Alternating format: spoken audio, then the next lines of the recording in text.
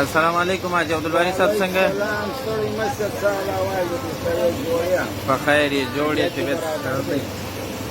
حاجي دا ستا چې د ګوډو نه جوړي وته اول دا 2500 سوه دا ګوډې خو زما ډېره خوځېدلې داسې وچې نه ولایدی شوم نه کښېناستی شوم نه مې لمونځ کولی شولو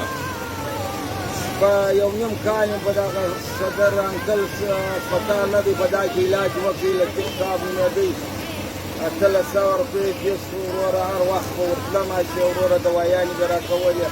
اوس به جوړ شه بیا به ما یو ورځ ورته وویل ما یاره دا درد به نه درکېږي نو دا چې زه تا ته زورورې ګولۍ درکړم دا ستا پښتورګې به تاووي دا دونه دغه دي بیا به دا دردونه نه دغ کېدلو خو یو نیم کال مې په دا علاج وکړي بیا یو چا راته ویلی چې په دغه بابر هسپتال نه دی بابر مارکېټ دا سره کورنګۍ ته دالته یو ډاکټر دی بیا داله ور روان شوم په دغه باندې مې 3 میاشتې ولپرله پسې کورس دی په دا مشینانو کې وار بیا ګرمه کله 3 قسمه مشینانو او مالش ورکوي 3 میاشتې پرله پسې هره ورځ ورتلم هغه د دا یوې ذرې پرچه نه کوي نه کښېنستی شوم نه ولاړېدی شوم داسې په دا بیا یو ورځ پرې هوټل ناست وم چا پوښتنه لکله تا چې راته وکړله وایي دا پښې دې څنګه دي ما یاره پښې خو ډېرې خرابې دي نه ولاړېدی شوم نه کښېنه وایي یاره ته لیونیه دا بینډۍ نه دي دا بینډۍ داسې سر یې پرې کوه په دا اوبو کې دی دروه او یو سهار ماښام چې دې کښېښولی د یخ ځای باندې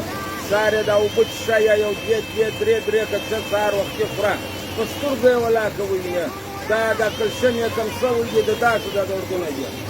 دغه بینډۍ څه پکولې سپینې به دې کړلې سپینې مې که دا سپینولې به نه دا سر به دې پرې کړي په ګیلاس داسې به مې کې ودروله هغه چې سهاره پرې به دې دا اوبه کې د ښکرې یو سهار به مې ښه کې به نه بیا به مې دا اوبه وڅښلې څو بینډۍ به دې په ګیلاس یو شپږ 2 دانې یو 2 دانې به مې دغه سهار خوړلې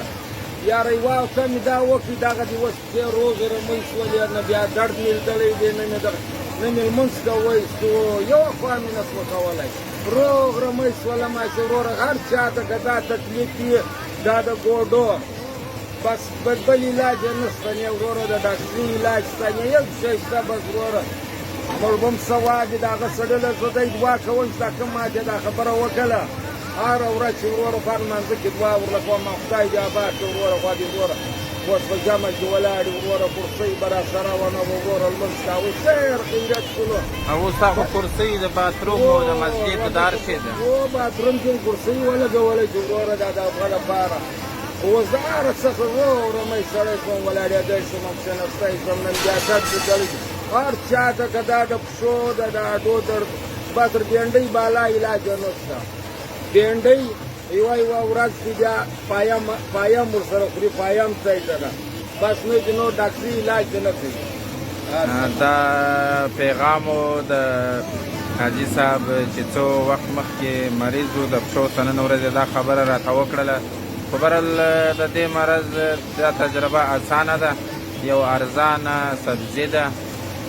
باید موږ وګورو د حاجي صاحب خو الله شفا ورکړې ده د بینډۍ سم کېدلی شي نور هم څوک د دې سه الله شفایابه کړي الله دې د ټولو مرضونو ورشي کړي دا شی دې ته یې تجربه کوي در سره